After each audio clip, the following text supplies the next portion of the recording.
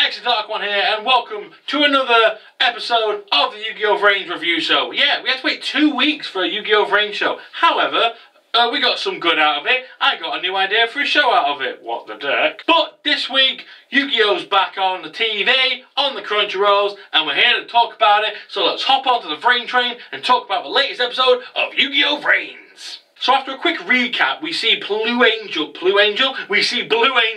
just falling down. Playmaker swoops in, saves her, gets her on the floor, but she's still just sort of like out of it, you know, just sort of mental. And Playmaker's like, oh, what's going on, you know. And then fucking Ignorance, just massive mouth comes out and just goes, I'm gonna eat the virus, nom nom nom nom nom nom nom. Goes all Pac-Man on him, just being like, oh, virus, nom nom nom nom nom nom. It's like, Ignorance, yes. What are you doing? I'm eating the virus. Eating the virus, yes. Alright then, go and eat the virus. Okay! Nom, nom, nom, nom, nom, nom. Eventually, security starts appearing on the scene. Playmaker has to log out, but then he starts using his whole three-point logic to sort of figure out where Aoi might be. He's like, well, she was in school, but no one knows she's Playmaker, so she would have gone somewhere where she can't be seen. He runs up to the roof and finds Aoi there, unconscious. He then gets her, calls the ambulance, and then we have our intro scene. We then cut to Zaizen arriving at the hospital, only to meet Yusuke, the guy he's been hunting for all this time. The scene wasn't riddled with any kind of suspense or anything. It was just kind of, oh, you're the guy that called. Playmaker's like, you know, Yusuke was like, yeah. And Zaizen just was like, oh, are you and her, you know. He didn't do that. He's like, yeah. You? My sister? Yeah? And he's like, no, we're just classmates, don't worry about it. Can you imagine? As Yusuke's walking away, however, Zaizen goes, what's your name? And Yusuke turns around and goes, Playmaker. No, he doesn't really say Playmaker. Can you imagine? He basically introduces himself and walks off his merry way. We then cut to Revolver and his crow and his scientist, and he said the scientist has something quite interesting, which I'll talk about in the theories about killing his own child. That was quite an interesting scene. I'll talk about that more in the theories section because it was quite an interesting interaction, and it almost helps support what I think might be what I've been saying, that Revolver's not necessarily the bad guy. Well, he is, but he's doing the right thing the wrong way, you know what I mean? But I'll get to that. As it goes on, you know, Aoi's still in a coma and no one knows why. Yusuke figures out, well, Ignis figures it out, Yusuke's just kind of there. They figure out that the Hanoi virus has actually infected Aoi's actual mind. Even though she got infected in the VRains, it's affecting her actual mind and she can't properly log out of the duel links. Cut to Zaizen getting proper chewed out by management. They're like, look, your sister was Blue Angel, why didn't you tell us that? He's like, eh. And then they're like, right, but she was also using Knights of Hanoi card, right? Okay, if your sister is working for the Knights of Hanoi, you're so compromised, Zaizen. Zaizen is convinced that Playmaker actually tricked his sister. And he's like, no, guys, listen, this is Playmaker's doing. And they're just like, look, until you can prove it, mate, it means fuck all to us. Zaizen, desperate at this point, he realises at the next meeting he's probably going to get fired unless he can clear this up. So he hires off our not assassin, but she's like a PI, I guess, at the moment. Kind of a hacker PI. She hunts down people. It's then revealed, it's not revealed as much, but it's kind of hinted, where Zaizen goes, look, how did management find out that my sister was Blue Angel? Turns out, I think that fucking bitch also works for management. I think they hired her to find out who Blue Angel was, and she blew the whistle on them.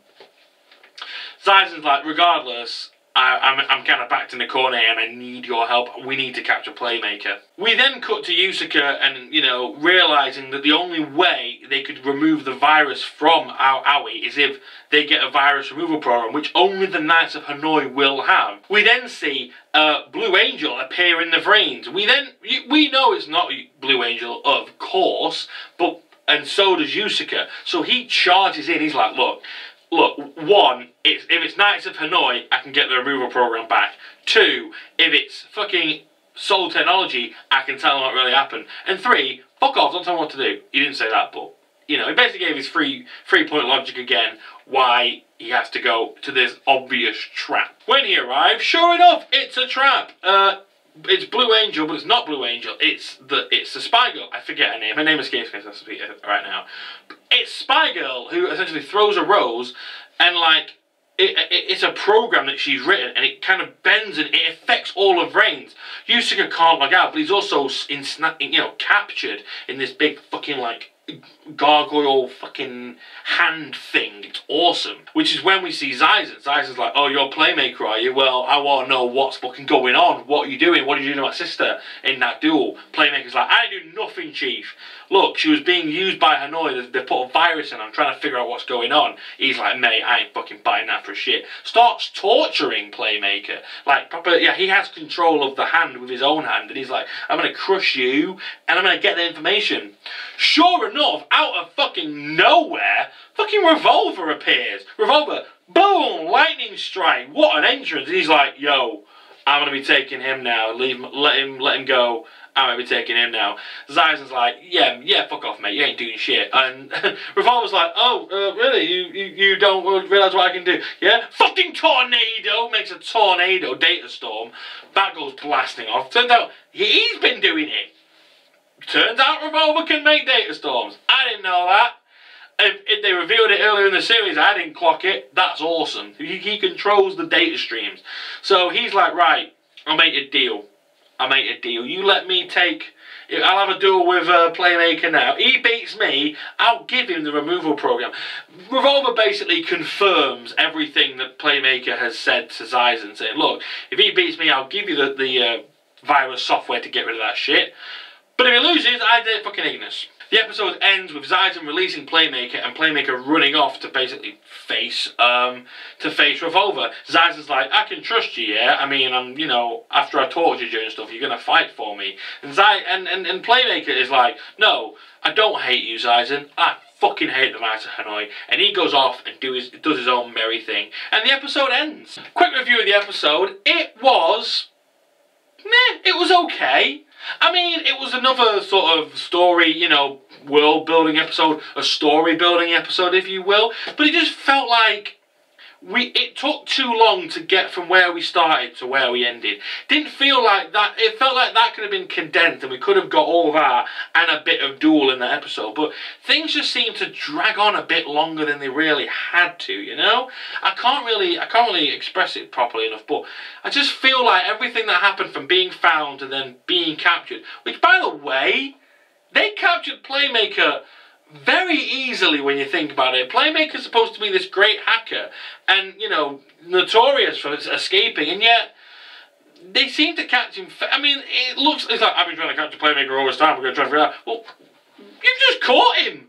Like, it didn't even seem that hard to catch him, so what was the issue this time?